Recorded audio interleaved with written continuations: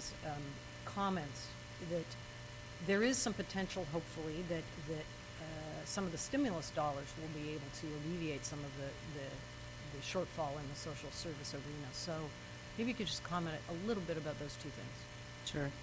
Well, the first one is easier.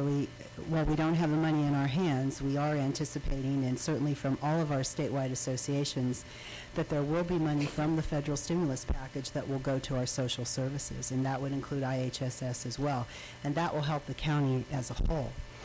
And if that does occur, it is also possible that the money will come as of October of '08. So we are cautiously hopeful that the federal stimulus package will really make a difference. And I think that's really one of the reasons why I can say to you, Supervisor McCowan, that I'm much more hopeful with social services. I don't see the same thing happening with mental health. Regarding the communication, I think that certainly the culture of this county really is one of open, honest, direct, and very transparent communication.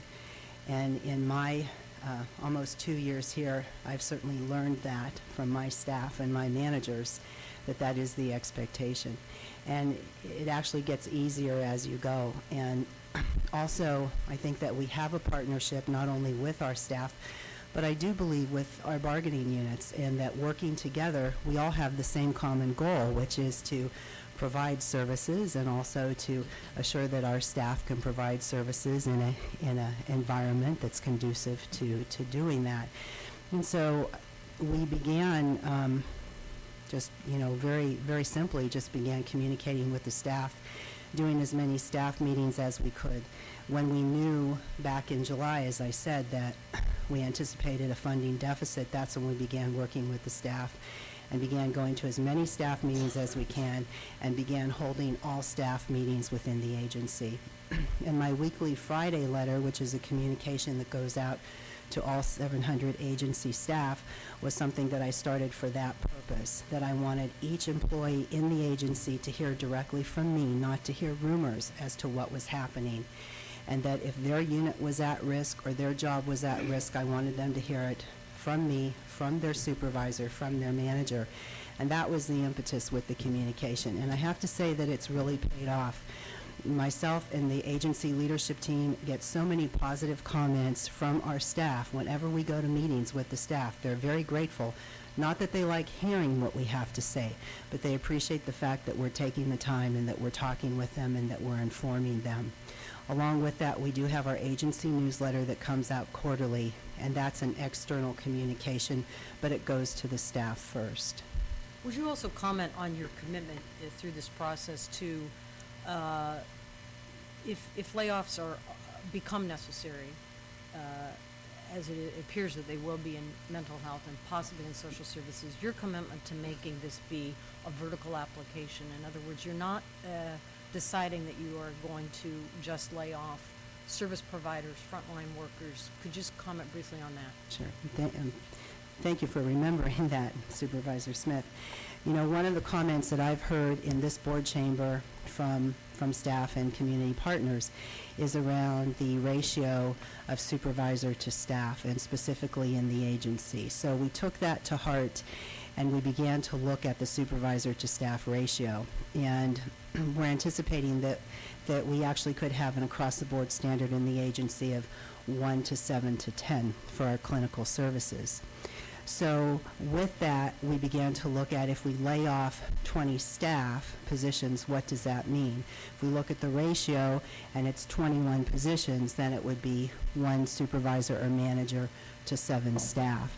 And so with the staffing with social services and the staffing with mental health, we are looking at a vertical approach, which would mean if we're saying 14 positions in mental health, we would be looking at 2 managers, and then going down the line, there would be direct staff positions and administrative clerical positions. And we've taken the same approach with social services as well.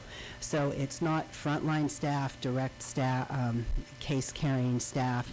It's more of a up and down approach, and definitely supervisors and managers are included in the equation.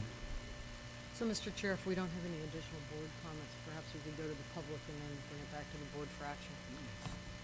Does any member of the public want to speak this time? Thank you. There's going to be ample opportunity. Okay, Are there any board members who would like to yeah, address any this? comments from board members on the, Or, excuse me, I mean department heads.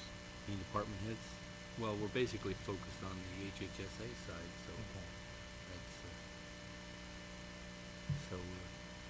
any comments from the board?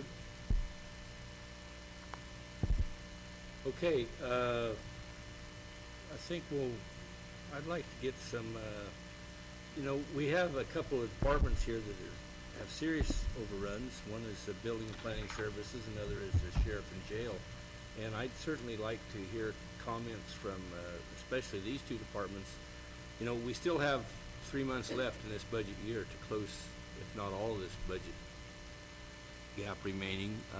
I'd like to hear from maybe a plan from Nash. Would you want to come forward? And we all realize that you're brand new to your position, and that worked as an excuse for the first 48 hours, but after that, it's no excuse. But anyways, trying to turn the page here, get the exact number.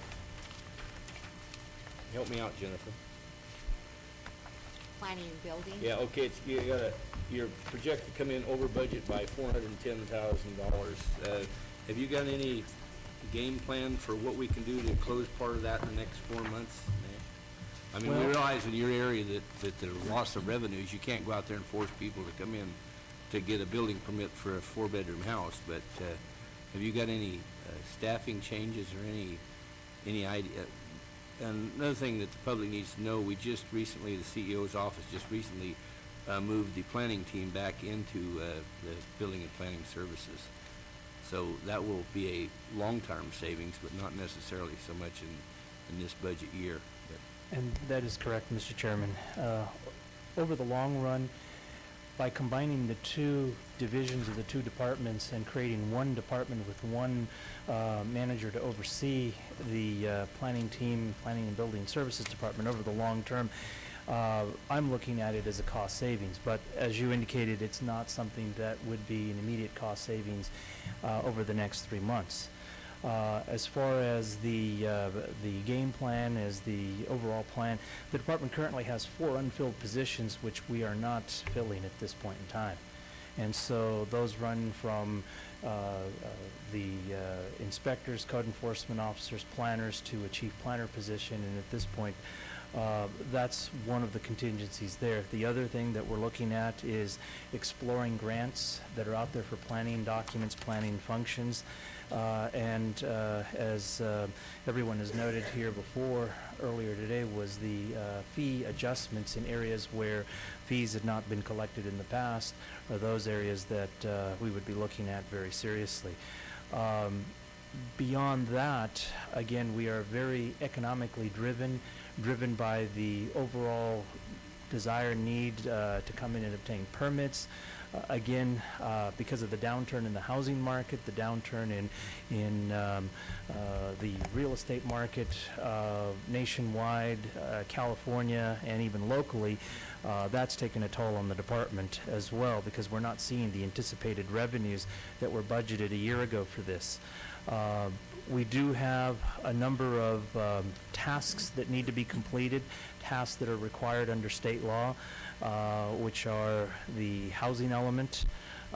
We are looking at completing the inclusionary housing ordinance, and the general plan is another long-range planning document that we're in the process of trying to complete by this summer. Again, we are driven by the economy, and it's not something that I can come up with miraculously and say we're going to be able to bring in X amount of dollars